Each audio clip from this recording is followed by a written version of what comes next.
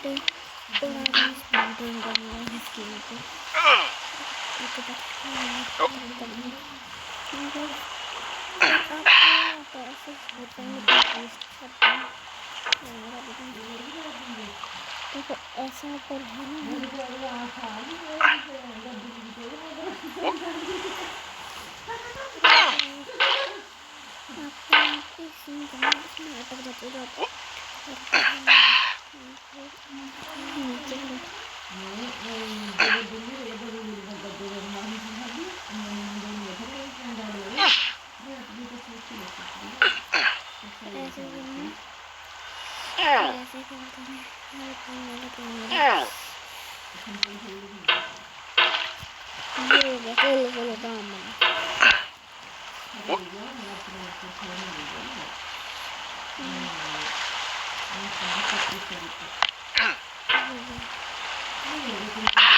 There's no feeling more intense than starting over.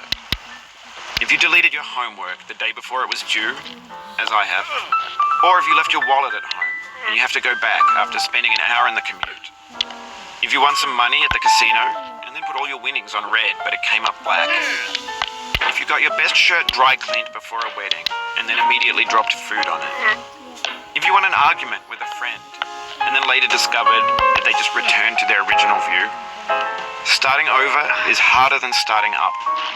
If you're not ready for that, like if you've already had a bad day, then what you're about to go through might be too much.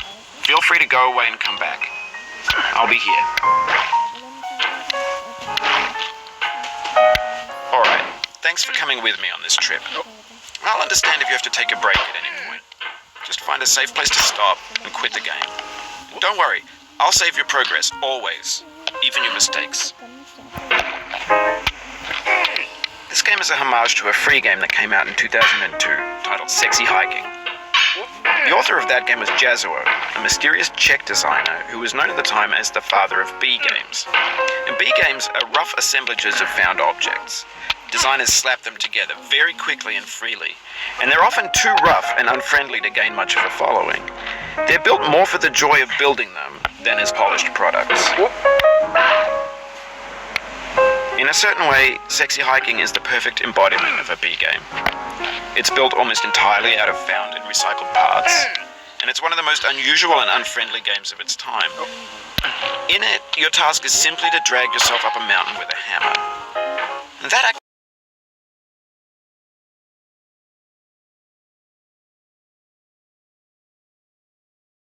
guaranteed. Some cliffs are too sheer or too slippery, and the player is constantly, unremittingly in danger of falling and losing everything. Anyway, when you start Sexy Hiking, you're standing next to this dead tree that blocks the way to the entire rest of the game. It might take you an hour to get over that tree, and a lot of people never got past it. You prod and you poke at it, exploring the limits of your reach and your strength, trying to find a way up and over. And there's a sense of truth in that lack of compromise. Most obstacles in video game worlds are fake. You can be completely confident in your ability to get through them once you have the correct method or the correct equipment or just by spending enough time. In that sense, every pixelated obstacle in Sexy Hiking is real. The obstacles in Sexy Hiking are unyielding, and that makes the game uniquely frustrating. But I'm not sure Jazuo intended to make a frustrating game. The frustration is just essential to the act of climbing, and it's authentic to the process of building a game about climbing. A funny thing happened to me as I was building this mountain. I'd have an idea for a new obstacle, and I'd build it, test it, and it would usually turn out to be unreasonably hard. But I couldn't bring myself to make it easier. It already felt like my inability to get past the new obstacle was my fault as a player rather than as a builder. Imaginary mountains build themselves from our efforts to climb them, and it's our repeated attempts to reach the summit that turns those mountains into something new. When you're building a video game world, you're building with ideas, and that can be like working with quickset cement. You mold your ideas into a certain shape that can be played with. For years now, people have been predicting that games would soon be made out of prefabricated objects, bought in a store and assembled into a world. And for the most part, that hasn't happened, because the objects in the stores are trash. I don't mean they look bad or that they're badly made, although a lot of them are. I mean they're trash in the way that food becomes trash as soon as you put it in the sink. Things are made to be consumed and used in a certain context, and once the moment is gone, they transform into garbage. In the context of technology, those moments pass by in seconds. Over time, we've poured more and more refuse into this vast digital landfill that we call the internet. It now vastly outnumbers and outweighs the things that are fresh and untainted and unused. When everything around us is cultural trash, trash becomes the new medium, the lingua franca of the digital age. And you can build culture out of trash. But only trash culture.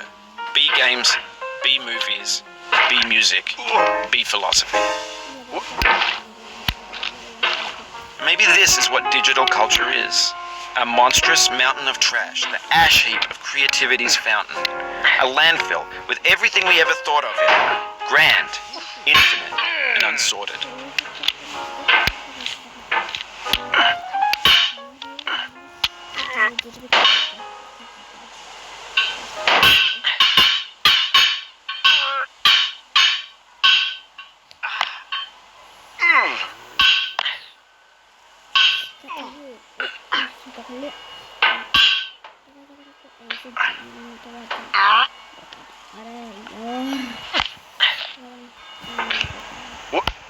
There's 3D models of breakfast. Gen X's fanfic.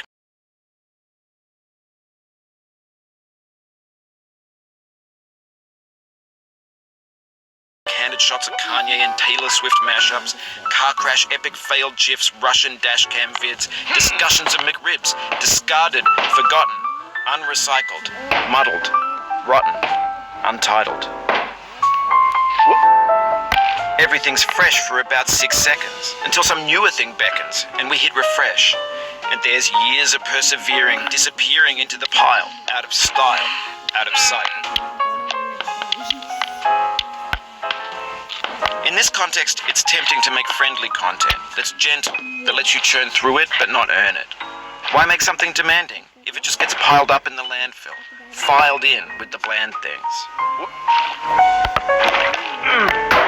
When games were new, they wanted a lot from you. Daunting you, taunting you, resetting and delaying you. Players played stoically. Now everyone's turned off by that. They want to burn through it quickly. A quick fix for the fickle, some tricks for the clicks of the feckless. But that's not you, you're an acrobat. You could swallow a baseball bat.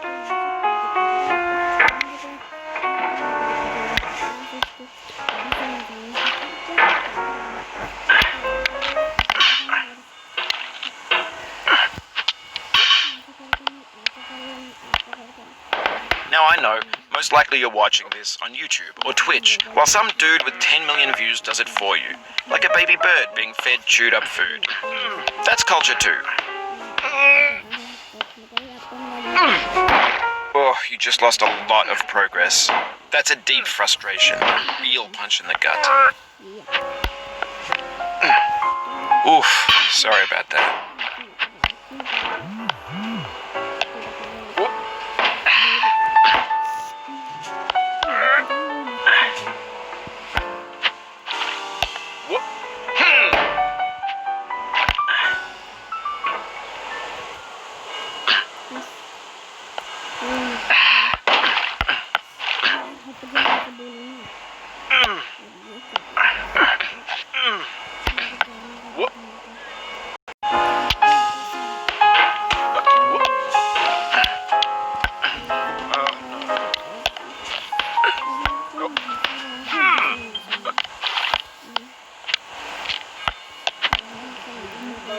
But on the off chance that you're playing this, what I'm saying is, trash is disposable, but maybe it doesn't have to be approachable.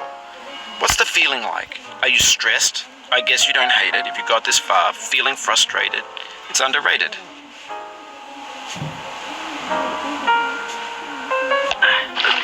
An orange is sweet, juicy fruit, locked inside a bitter peel. That's not how I feel about a challenge. I only want the bitterness. It's coffee. It's grapefruit. It's licorice. तो guys subscribe करिए channel को और like करिए और share करिए और comment में भी भर दीजिए कैसे लगे आपको। Bye bye.